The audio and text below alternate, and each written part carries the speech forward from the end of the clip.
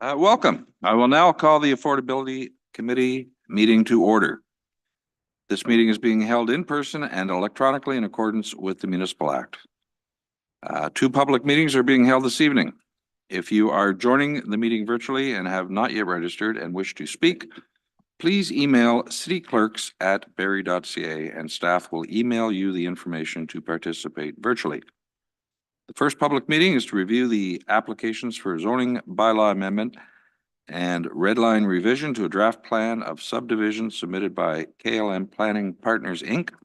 on behalf of Ballymore Building Barrie Corporation for the lands municipally known as 750 Lockhart Road, Barrie. The second public meeting is to review the proposed Community Improvement Plan, CIP, to encourage rapid investment in our new housing units by providing financial incentives to facilitate the development of much-needed housing supply with an emphasis on affordable housing within the City of Barrie. Members of committee will be listening to the presentations and comments received during the public meetings, but will not be making comments or debating the items tonight. Committee members will have an opportunity to provide comments when the staff reports are considered by General Committee at a later date. Interested persons wishing notification of the staff reports can sign the notification form at the back of the council chambers or by email at cityclerks@barrie.ca. Michelle Banfield, Executive Director of Development Services, would you please confirm that the notifications were conducted in accordance with the Planning Act for tonight's public meetings? Yes, Chair Nixon, it was. Thank you. I will now call upon Alyssa Woods and Keith McKinnon of KLM Planning Partners, Inc. to provide the presentation concerning the zoning bylaw amendment and red line revision to the draft plan of subdivisions submitted by KLM Planning Partners on behalf of Ballymore Building Barrie Corporation to amend the zoning bylaw to permit the development of 75 street townhouse units and a 6-story multi-residential building containing approximately 75 units. Good evening, Mr. Chair and members of the committee. I had submitted a presentation for this evening. Fantastic, thank you. Good evening, everyone. My name is Alyssa Woods, and I am a planner with KLM Planning Partners, and I'm here this evening on behalf of Ballymore Building Barrie Corporation for the development of the lands municipally known as 750 Lockhart Road in the City of Barrie. Next slide, please.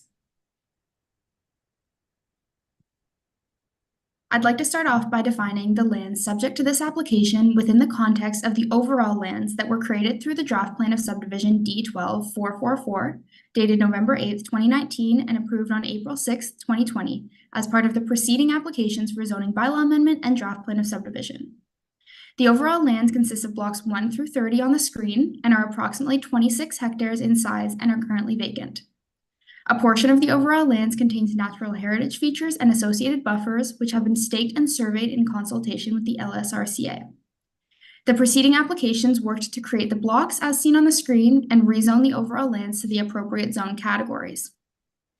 The lands subject to the applications considered today consist only of blocks 22, 23, and 32 on approved draft plan D12444 as outlined in red.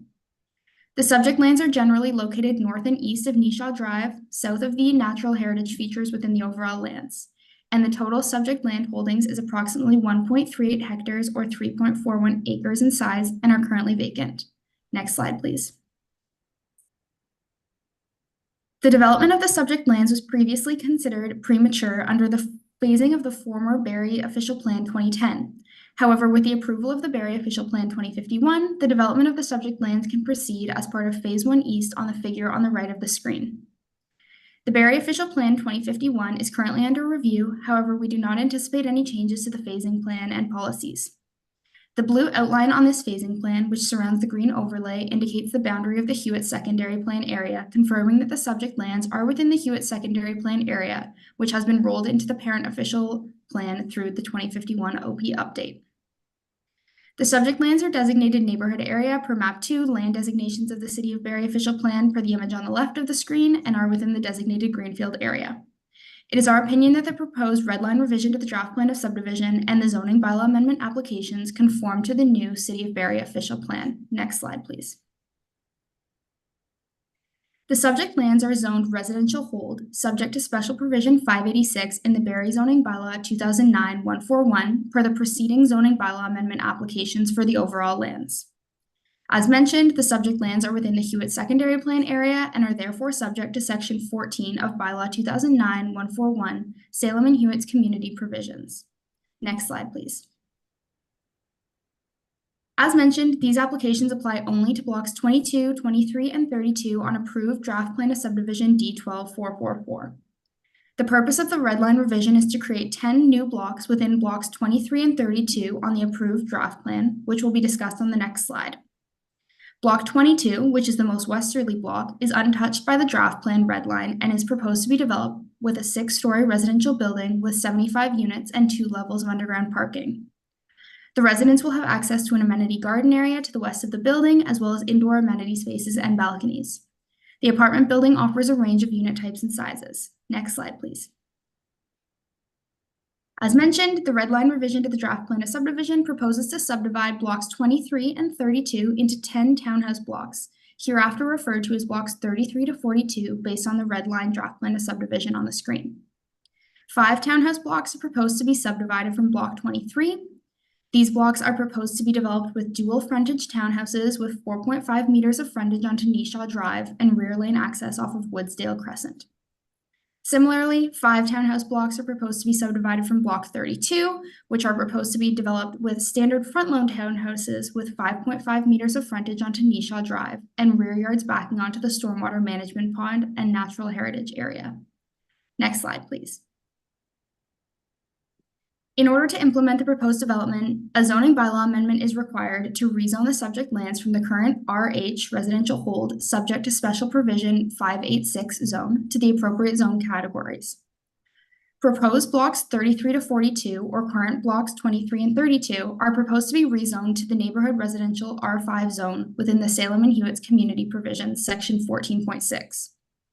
This zone permits a variety of residential uses, including townhouses. The development of these blocks conforms to the standards set out in table 14.5.6 of the zoning bylaw, and no site-specific provisions are proposed. Similarly, block 22, which is planned to accommodate the mid-rise apartment building, is proposed to be rezoned to the neighborhood multiple residential RM3 zone within the Salem and Hewitt's community provisions, section 14.6, which also permits a variety of residential uses, including residential apartment dwellings. The proposed development of this block conforms to the standards set out in table 14.5.6 of the zoning bylaw, and no specific provisions are proposed.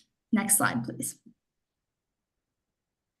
On the screen is a conceptual rendering of the townhouse dwelling units, which is provided for information purposes only at this time and is subject to change. Next slide, please. And on the screen here is a conceptual rendering of the apartment building proposed on block 22, which again is provided for information purposes only at this time and is subject to change throughout the future site plan application for block 22. Next slide, please. The proposed development has been comprehensively planned to meet the suite of provincial and municipal policies guiding development within the area. The vision of an attractive, compact community has been established and demonstrated through the technical documents and materials submitted in conjunction with these applications. I'm available here with Keith McKinnon to answer any questions from council or the public. Thank you.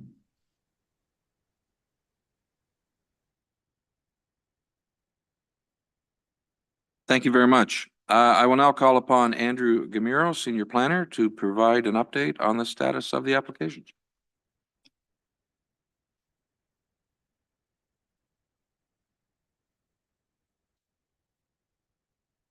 Good evening, Chair Nixon, Mayor Nuttall, and members of the Affordability Committee.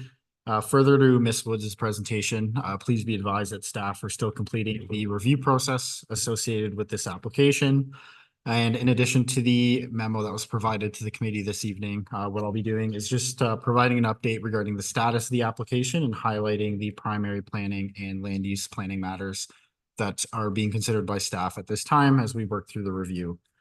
Just in terms of some background on the public consultation process, I just want to note that a neighborhood meeting was not held for this proposal because the zoning bylaw amendment and the associated red line revision are generally consistent with the envisioned plan for the area, which was implemented through the original zoning bylaw amendment and the draft plan of subdivision applications back in April of 2020 when they were approved. Additionally, most of the surrounding property owners are party to the Hewitt's Landowners Group. And most of the properties in that area either have received subdivision approvals or are in the process of securing those approvals. So there wasn't really anything, a major deviation from the envisioned plan that was presented back in 2020. As I mentioned, the applications are still currently under review, and an analysis of the application will be presented to general committee in the form of a staff report later. And the primary planning and land use matters that are being considered by staff at this time, they are fairly scoped. They include conformity with the policies of the new City of Barrie official plan. And also we're looking at site servicing, grading, and stormwater management as it relates to conformity with city standards and the master studies that were approved for the former Hewitt secondary plan area. In terms of the next steps in the process, planning staff are going to continue the review process associated with this application. And we're hopeful to wrap that process up in the next 2 to 3 weeks. And we're anticipating to bring a staff report forward to general committee in the month of June. And all of the comments received through the technical review process, as well as any comments that are received at this evening's meeting, will be included and addressed in that staff report. And also for those who are interested, I just want to note that all of these submission materials and key dates, as well as my contact information associated with this file, can be found on the city's proposed developments webpage under Ward 10. And that concludes my presentation this evening. Just want to thank you, Chair Nixon, Mayor Nuttall, and members of the Affordability Committee. I'm happy to answer any questions of clarification and to hear from members of the public. Thank you.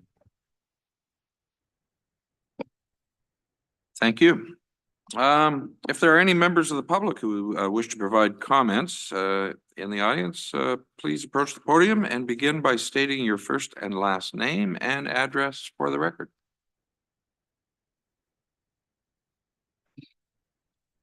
Seeing none.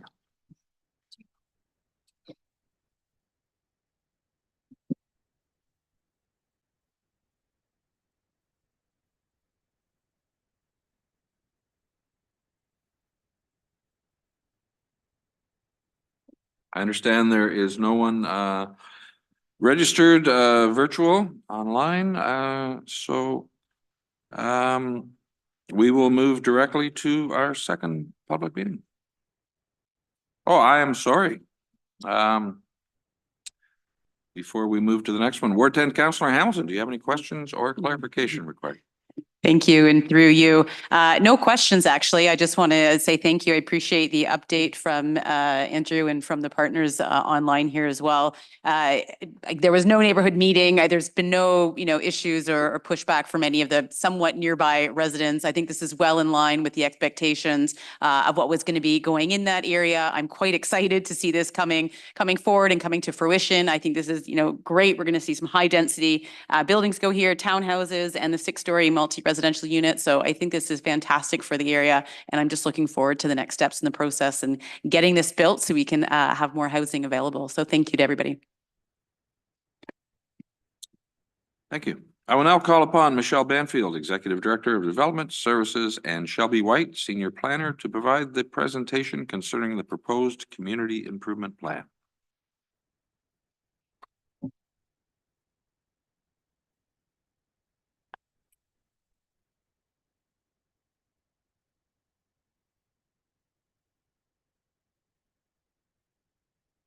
Good evening, and thank you very much for the introduction, Chair Nixon. As you said, it's Michelle Banfield with Development Services, and I'm joined by Shelby White, who is a senior planner on our team. So just wanted to say the focus tonight is on the proposed housing community improvement plan. We will talk a little bit about what a CIP is, a bit of the background, a little bit of the legislation framework that sets up what a community improvement plan can be and can't be. We'll talk about the programs proposed, as well as some implementation considerations and the next steps.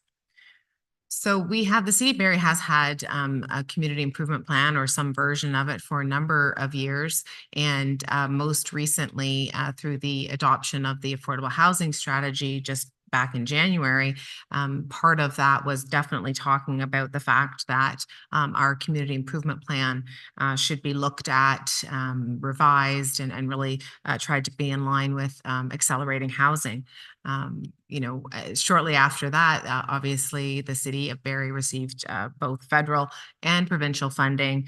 And so there's, potentially some additional funds that are available for council to consider as it relates to advancing housing in the City of Barrie. I'll move over to Shelby now and let her take over. Just tell me when you need to go down. Sounds good. Thanks, Michelle. Perfect. We're on the right slide. So before providing an overview of the proposed housing CIP, we thought it would be helpful to give a quick rundown on what exactly a CIP is. So CIPs are a tool under Section 28 of the Planning Act that provide municipalities with the legal basis to incentivize community improvement without contravening Section 106 of the Municipal Act. The Planning Act broadly defines community improvement, and it can include the development, redevelopment, or construction of housing, including affordable housing within a community improvement project area. The Planning Act also defines the types of incentives that can be offered through a CIP, including financial assistance by way of grants, loans, and land. Any grants or loans offered can cover but not exceed eligible costs. Such costs can include things like site preparation, development, construction, or redevelopment costs. CIPs can do a lot of things, but there are some things they cannot do, and they can't contravene other legislation. So, for example, they cannot, or they can offer grants equivalent to development charges. They can't exempt or waive DCs outright. Similarly, they cannot cancel or reduce municipal or school taxes, except on eligible heritage or brownfield properties, although they can offer grants equivalent to municipal property taxes. And then the last thing we wanted to highlight was that they can't waive fees collected under the Building Code Act. But again, they could offer grants equivalent to this. This is because building services is required to be revenue neutral per the Building Code Act. Next slide, please. So the proposed housing CIP would apply citywide to all properties within the City of Barrie. The broad goal of the draft CIP is to increase the supply of housing units and rental housing units, and to accelerate the construction of new housing throughout the City of Barrie by using financial incentives and other programs to reduce the cost of new housing development for both nonprofit and market developers who are seeking to deliver affordable options and market rate rental housing. 8 objectives have been proposed in Section 3.2, including things like rapidly increasing the construction of new residential units and increasing the number of affordable rental and ownership units. The draft CIP contains 4 financial incentive programs in Section 3.3 and 3 additional CIP programs in Section 3.4, which I'll go over later in this presentation.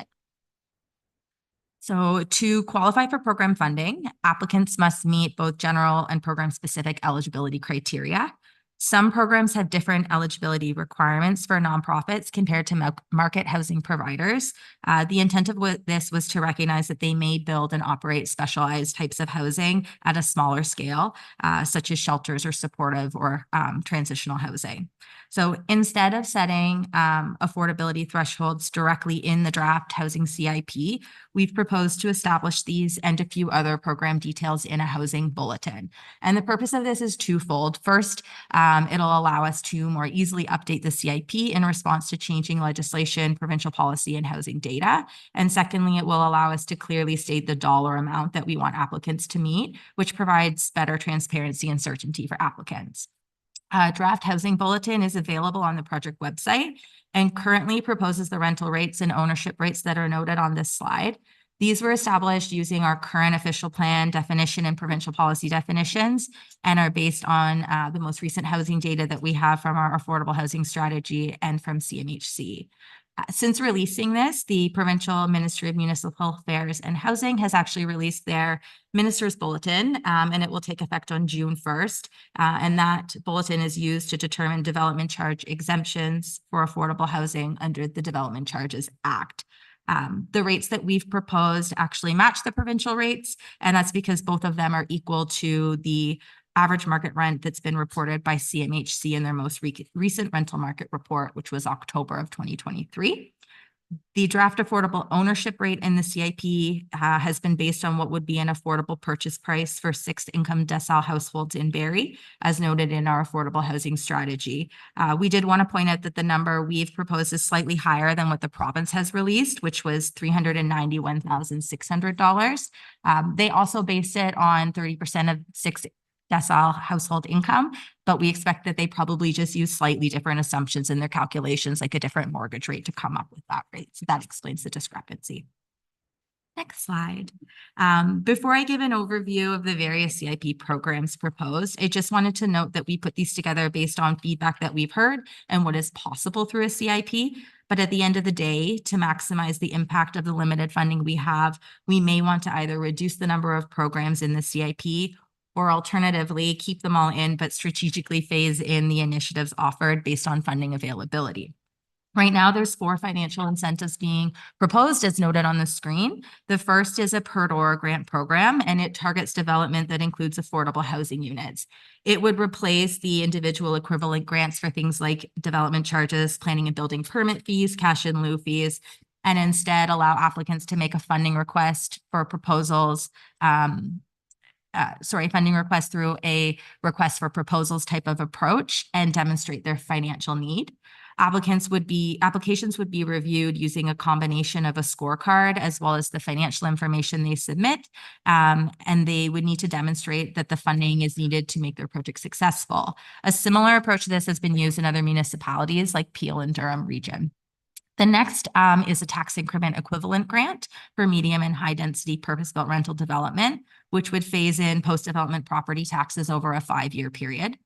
The next one is a DC equivalent grant for mixed use and mixed income developments to assist nonprofit and charitable housing providers with incorporating a mix of uses or a mix of market and affordable units in their developments in order to meet zoning requirements or to make their operating budgets more financially viable.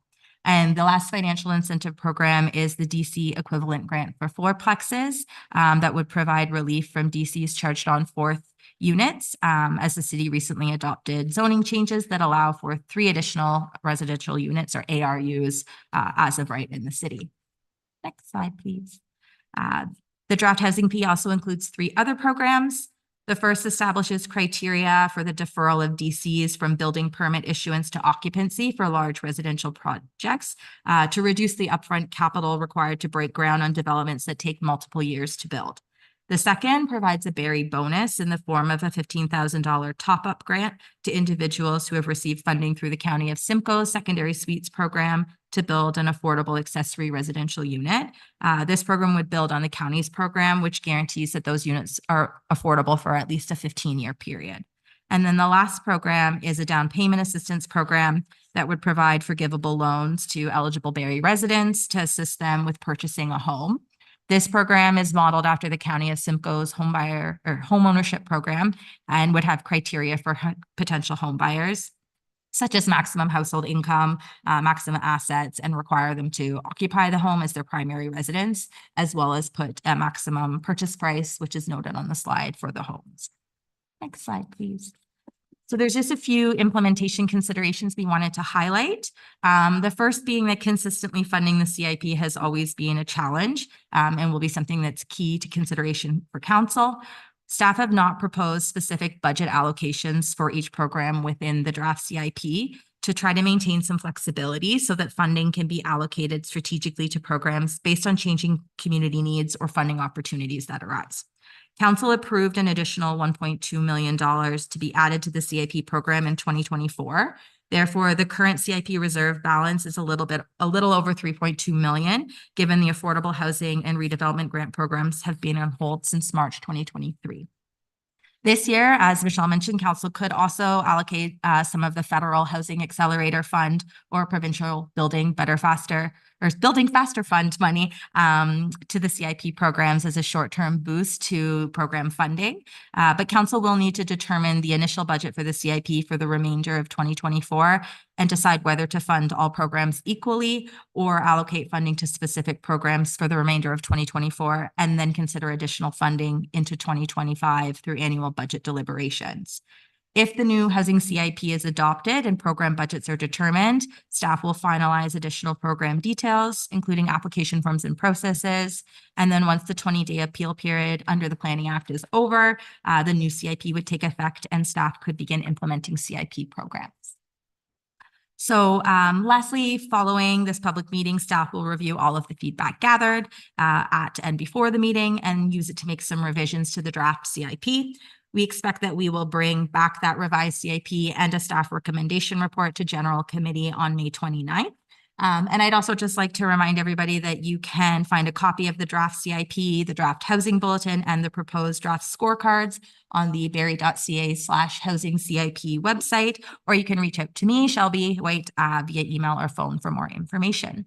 At this time, Michelle and I would be happy to answer any questions about the proposed program. I don't have any questions. I just wanted to just to say that obviously affordable housing is one of the biggest challenges and issues that we're facing as a city. And I know the amount of work that went into this so far. This program is quite a bit. I just want to say that we appreciate it. And thank you.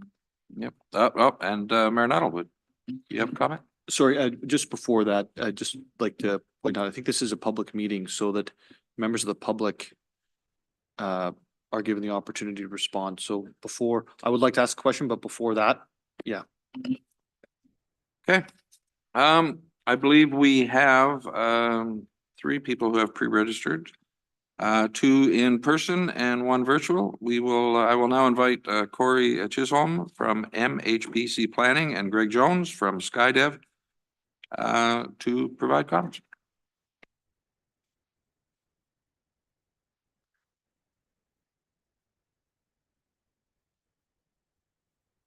Good evening, members of committee. My name's Corey Chisholm. I'm a partner with MHPC Planning here in Barrie, and I'm joined here this evening with our client, Greg Jones with SkyDev. SkyDev are the developers of the large purpose-built rental approved development at 10 Grove Street West, which is better known as the former site of the YMCA. First of all, we'd like to commend both council and city staff on their efforts to date on the proposed CIP. We certainly support the initiative. We do have a few comments where we think it could be improved to better facilitate new affordable and purpose-built rental projects coming online in the city. And while I'll get to those comments, the existing development at 10 Grove Street West, which is approved currently, was approved through a previous term of council. So we have prepared a brief presentation, if it can be brought up on the screen, just to refamiliarize council with that development. It is noted we did submit more detailed comments in writing through the letter we submitted, so we'll just highlight those here. And after I take committee through our presentation, my client Greg will share a few comments as well. So if we can move to the next slide. So as I'm sure everyone's familiar with the site, it's the site of the former YMCA.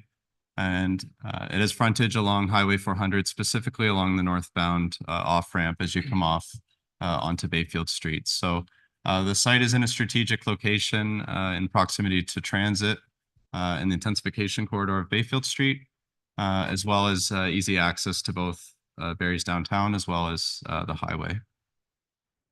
Next slide. So here are some of the architectural renders from the approved site plan. The bulk of the development represents a large podium with 3 towers along the Highway 400 frontage. Those towers are 23, 25, and 27 stories in height. And then coming down, transitioning to the lower density residential along Grove Street, we have a 9-story mid-rise building and then a 3-story townhouse building right along that frontage on Grove Street. Next slide, please. So here are some additional renders. We can see the proposed development from the highway, and we can also see the central amenity space in the heart of the development. And it would really act as a significant gateway coming off the highway for residents and visitors of the city coming in to access the downtown. Next slide, please. So the project, as I mentioned, is approved, and it's approved for 928 purpose-built rental apartments. It previously received site-specific official plan amendment and zoning bylaw amendment approvals, and it is Excuse me? also site plan I'm sorry, approved. sir, I don't mean to interrupt, but the public meeting was in particular about the CIP. So if you would like to keep your comments to that Yeah, rather I'll than move into that right now. the So total project. Thank you. Cole's notes, building permits been submitted for the first 3 towers, which represent approximately 800 rental units, and it's shovel ready to proceed this year. Next slide. So coming to the comments on the CIP, as mentioned in staff's presentation and in our experience with the previous CIP, a lot of the bottleneck with it was the amount of funding that was made available and the reliance on that funding for some of those incentives. Our client had previously applied for several times for some of those programs, and the funding available at that time wasn't there. Some of the proposed incentives here, and 2 specifically, the tax increment equivalent grant, as well as the ability to defer development charges, aren't subject to available funding. So they're really just deferring payments or tax increases. And we feel that those ones that aren't subject to available funding should be automatic, subject to the proposed developments meeting the criteria and the requirements to qualify for those. Moving to our second comment, which is on the tax increment equivalent grant. We feel this is the most important incentive specifically for new purpose-built rental projects to proceed. As proposed currently, it's proposed to phase in over 5 years. And we would request that the City of Barrie extend that to phase it in over 10 years. And that approach has been taken in some other municipalities, and we feel that would significantly assist in bringing new purpose-built rental projects online within the city.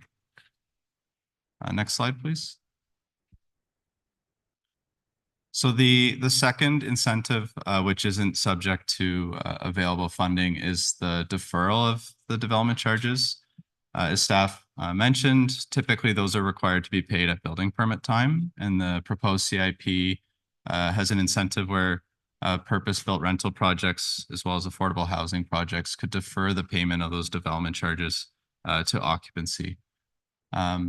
We would request that in addition to that, payment of any cash in lieu of parklands similarly be deferred until occupancy. Again, that would assist the financial side for these purpose-built rental projects to move forward. And we would ask that any interest or that there would be no interest on those payment deferrals. Finally, our last comment is, and we think it is proposed in the currently drafted CIP, is that there be some improved transparency compared to the previous CIP, and just more transparency in the decision-making process and why a certain project did or did not qualify for requested CIPs. So with that concludes my remarks, and I'll pass things over to Greg Jones. Evening, Chair and Committee. I think Corey meant to finish off with just delegating it to staff to make those decisions on reserve fund items. My name is Greg Jones. I'm the president of SkyDev. I'm part of the Skyline group of companies. We own and manage 22,000 rental apartments in 58 communities across 8 provinces. We just finished up 700 rental apartments in Tecumseh, Chatham, Welland, Gravenhurst, and we recently launched 187 rental apartments in Collingwood. I was at the groundbreaking just last week. What I can tell you is that building rental housing is about attracting investment, and you're doing the right thing, putting the CIP policy in place and attracting rental housing to your city. Commend you for that. The City of Barrie needs to be more competitive than the other 443 municipalities in Ontario. Throwing this down will bring money to your city and make housing happen and achieve your housing pledge. In our particular development, over 4 buildings, we're talking about investing $500 million in your city. You know, since December 2022, when you approved a site plan, did apply for permit, increased interest rates, increased construction costs, the elimination of the previous CIP through the pandemic just hurt viability of development generally. I mean, you've probably seen it in your permit starts over the last year. It's been a slog. And I just here before you just say the CIP represents an opportunity for you to attract investment in housing. Our development would add over 20% to the city's total rental housing supply and take a significant step forward towards your housing pledges. Corey went over some recommendations in detail. I will leave you with my thoughts as a master planning and an MBA in finance and 20 years developing across Ontario. Bolster non-reserve fund incentives and make them automatic. Those are the two main things. Property tax increment equivalent grants do not require your voters to put their hard-earned money into a reserved. It's tax revenue that would otherwise not exist without the development in your city. So if we don't build, that tax revenue doesn't exist anyway. So you're granting discounts on something that would not otherwise exist. Making non-reserve fund items automatic provides certainty to investors and lenders and will spur more rental housing investment across your city. So the committee members and the public, Skyline's before you tonight proposing rental housing for the people of Barrie during a housing crisis. I applaud the step forward, bringing back the CIP, and urge the committee to be so bold as to recommend a CIP with adjustments before you for approval. This will make you more competitive to every other municipality. Appreciate the opportunity to address you tonight and answer any other questions. Corey's here for technical items. I'm here from a business standpoint to answer any questions you have. Thank you very much. We have one virtual presenter. Do we have Kathy Downs set up? I'll check. Yes, we do. I now invite Kathy Downs on behalf of Camp Hill Foundation to provide comments. Thank you very much. I hope you can hear me. Can you hear me? Yes, we can. Okay, wonderful. Thank you very much for the opportunity tonight. I represent the Camp Hill Foundation. Camp Hill Communities Ontario has been providing assisted housing or social housing, supportive housing in the City of Barrie for well over 25 years. We've been in the County Simcoe close to 40 years. We have a current affordable housing project that we are working on at 42 Park Street, and we are proposing to rebuild a bungalow for 2 individuals that require housing supports. And we look forward to the CIP program becoming available.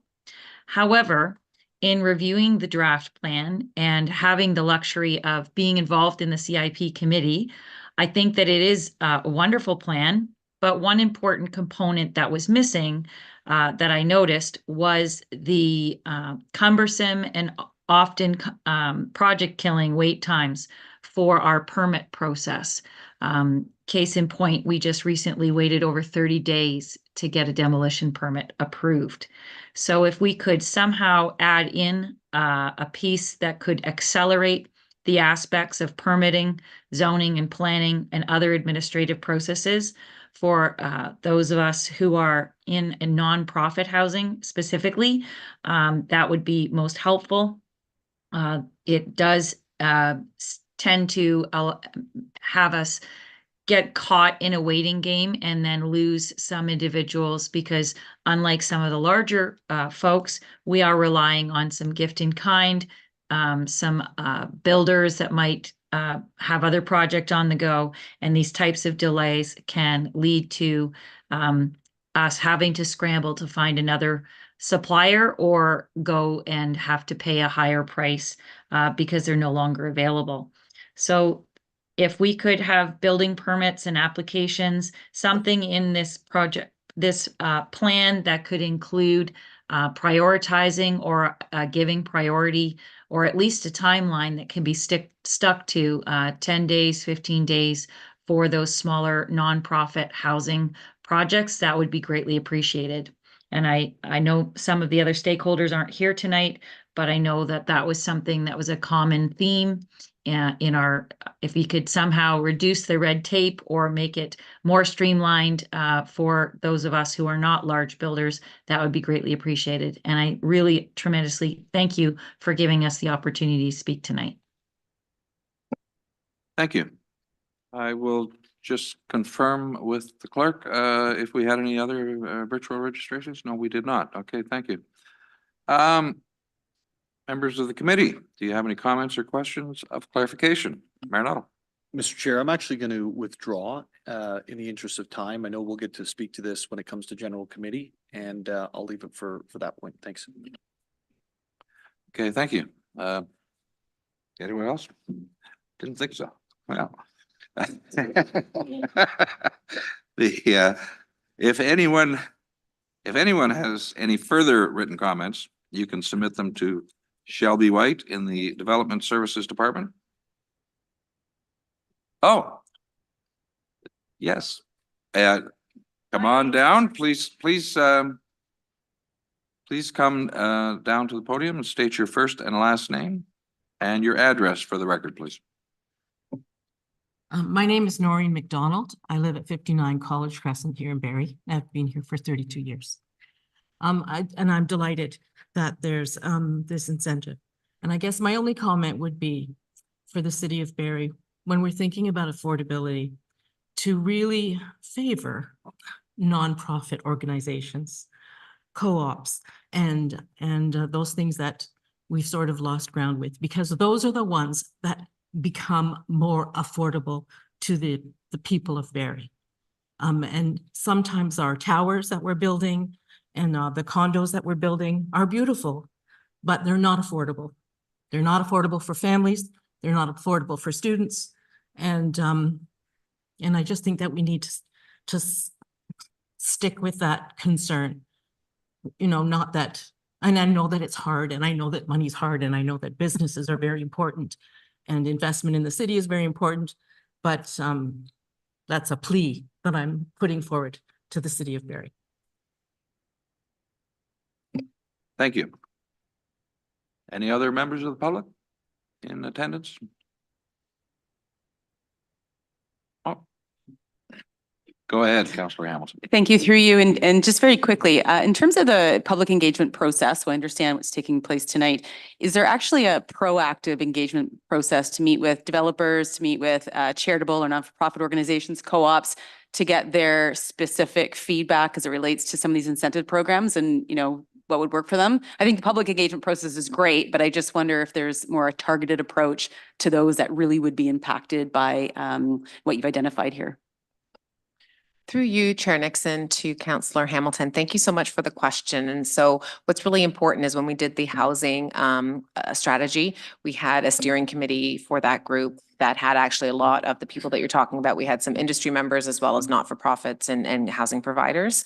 So we've kept those relationships up, and so absolutely have circulated this draft CIP to them.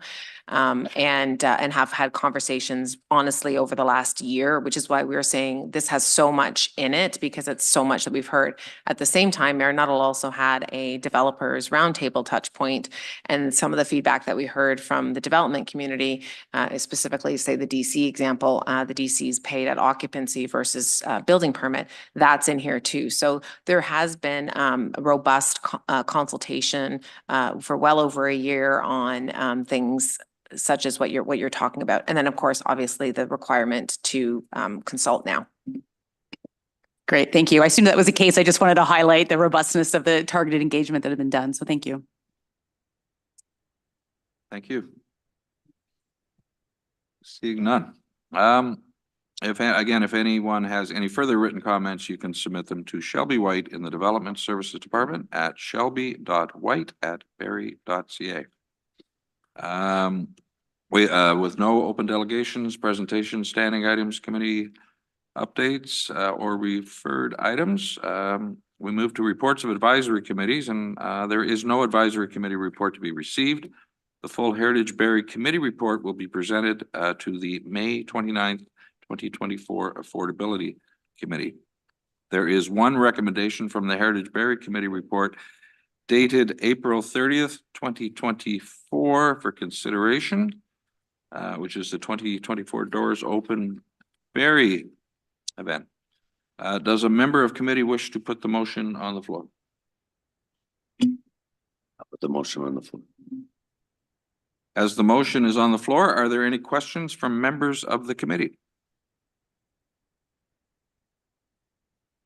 Members of council in attendance? Seeing none, all in favor? Motion passes unanimous. We bring ourselves to the adjournment, and this will conclude the Affordability Committee meeting at 6:58. So thank you, Counselor. We're going to adjourn until 7:10 PM to give members of council a chance to take a nature break. And